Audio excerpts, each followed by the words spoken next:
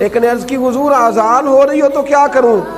حضور نے فرمایا آذان کے کلمات کا جواب دے اور پھر اپنے نبی پہ درود و سلام پڑھ۔ رسول اللہ صلی اللہ علیہ وسلم گھر میں غربت بڑی ہے، حضور نے فرمایا جب بھی گھر جا نا 3 دفعہ سورہ اخلاص پڑھ اور اپنے گھر والوں کو سلام کہہ، اللہ تیری غربتیں دور کر دے گا۔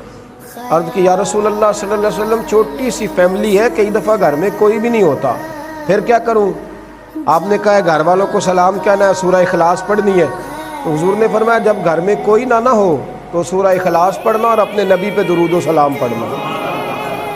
وہ صحابی کہتے ہیں میں نے اتنا عمل پکایا، کچھ مہینوں کے بعد وہ آئے اور عرض کرنے لگے یا رسول اللہ صلی اللہ علیہ وسلم کمال یہ ہے کہ درود و سلام کی برکت سے میں تو امیر ہوا ہی ہوں، میرے پڑوسی بھی امیر ہو گئے، دائیں بائیں والے لوگوں پہ بھی اللہ نے کرم فرمایا۔ درود شریف ایک ایسا وظیفہ ہے۔